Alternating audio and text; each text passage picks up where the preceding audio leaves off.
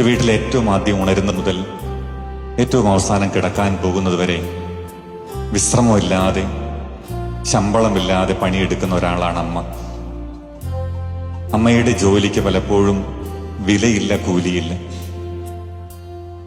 ചില നേരങ്ങളിൽ ദേഷ്യപ്പെട്ട് ചേട്ടന്മാർ ചോദിക്കും, നിനക്കിവിടെ എന്താ പണി? പക്ഷേ ഒരു ദിവസം ആ കൈയൊന്ന് തളരട്ടെ, ആ മെയ്യൊന്ന് അനങ്ങാതാവട്ടെ, അപ്പൊ അടുക്കള അലങ്കോലാവും, വസ്ത്രങ്ങൾ സമയത്ത് അലക്കി തെച്ച് കിട്ടാതാവും.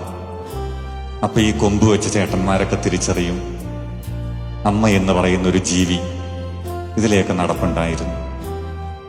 ആ കൈകളും ആ മെയ്യും ഒരായുസ് മുഴുവനും ഈ കുടുംബത്തിന് വേണ്ടി ഉരുകി തീർന്നു പോയതായിരുന്നുവെന്ന്. കടുത്ത വേനലിലൂടെ നമ്മുടെ നാട് കടന്നു പോകുന്നൊരു കാലാണ്. എന്തൊരു ചൂടാണല്ലേ! ഈ ചൂടത്ത് എല്ലാ ചെടികളും പൂക്കളും കണ്ണടയ്ക്കുമ്പോൾ ഒരു ചെടി മാത്രം കാര്യമായിട്ട് വിടർന്നു നിൽക്കുന്നുണ്ട്. ബൊഗൈൻ വില്ല. ശ്രദ്ധിച്ചിട്ടില്ലേ? ഇപ്പൊ നിറച്ച് ബൊഗൈൻ വില്ല പൂക്കളുള്ളൊരു കാലാണ്. ഈ ബൊഗൈൻ വില്ല ചെടിക്കൊരു ചരിത്രമുണ്ട്. ഈ ബൊഗൈൻ വില്ല എന്ന് പറയുന്ന ഒരു ജനുസ് കണ്ടെത്തുന്നത് 1767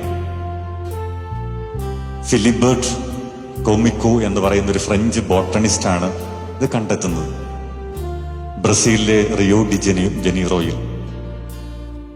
ഈ മനുഷ്യൻ ഇത് കണ്ടെത്തിയിട്ട് അതിനിട്ട പേര് ബൊഗൈൻ വില്ല എന്നാണ്. അതെന്താണ് അങ്ങനെ പേരിടാൻ കാരണം? അത് അങ്ങേരുടെ സുഹൃത്തിന്റെ പേരാണ്. ലൂയി ദെ ബൊഗൈൻ വില്ല എന്നായിരുന്നു കൂട്ടുകാരന്റെ പേര്.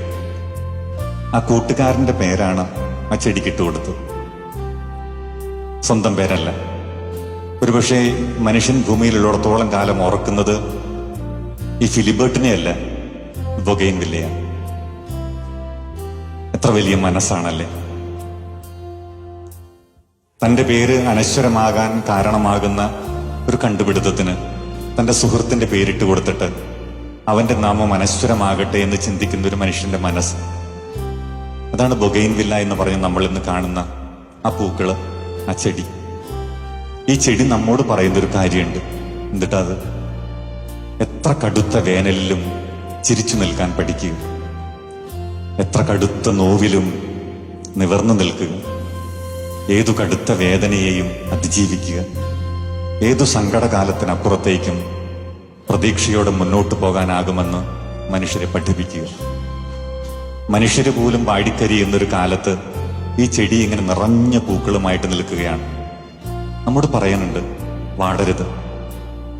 ജീവിതത്തിന്റെ പ്രാരാബ്ധങ്ങളിൽ, സഹനങ്ങളിൽ, പരീക്ഷണങ്ങളിൽ, സങ്കടങ്ങളിൽ, വേവുകളിൽ, നോവുകളിൽ വാടരുത്.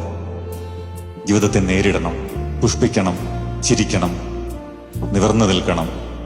നിറഞ്ഞ പുഞ്ചിരിയോടെ ഈ കനത്ത കാലത്തെ നേരിടണം. അപ്പോഴാണ് നമ്മുടെ ജീവിതത്തിന് കുറെ കൂടി മധുരമുണ്ടാവുക. നമ്മുടെയൊക്കെ ജീവിതങ്ങൾ സർവ്വസുഗന്ധികളെ പോലെയാവുക.